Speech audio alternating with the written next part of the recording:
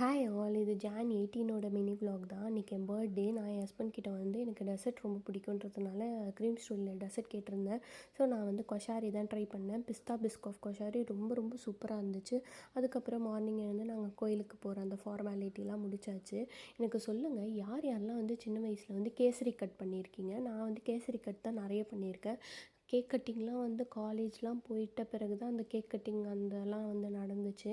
எங்கள் அம்மா வந்து கேசரி பண்ணிவிட்டு ஒரு பவுலில் போட்டு ஷேப் பண்ணி பிளேட்டில் கவுத்து கொடுத்துருவாங்க. மேலே கொஞ்சம் ட்ரை ஃப்ரூட்ஸு நட்ஸ் எல்லாம் போட்டு டெக்கர் பண்ணி கொடுத்துருவாங்க. நாங்கள் அதை தான் வந்து கட் பண்ணி கேக் கட்டிங் மாதிரியே வந்து செலிப்ரேட் பண்ணுவோம். கேசரி கட்டை தான். யார் யாரெல்லாம் வந்து இந்த எக்ஸ்பீரியன்ஸ் பண்ணியிருக்கீங்க? நிறைய பேர் பண்ணியிருப்போன்னு நினைக்கிறேன், இப்போ நம்ம ஏஜில் இப்போ இருக்கவங்கலாம்.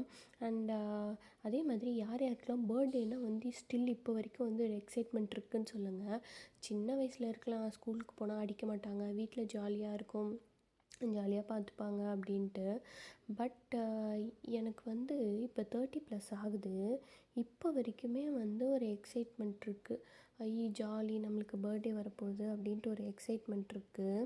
அது ஏன்னு எனக்கு தெரியல. ஆனால் என் ஹஸ்பண்டுக்கு வந்து அதெல்லாம் கிடையவே கிடையாது. அவருக்கு பர்த்டேவும் ஒன்று தான், நார்மல் டேஸும் ஒன்று தான். ஆனால் எனக்கு மட்டும் அந்த எக்ஸைட்மெண்ட் வந்து இப்போ வரைக்கும் இருந்துக்கிட்டே இருக்குது. ஒரு குஷியாக இருக்கும் மற்ற டேஸை விட. அது எல்லாருக்குமே இருக்கான்னு எனக்கு தெரியல. சொல்லுங்கள். பாய்.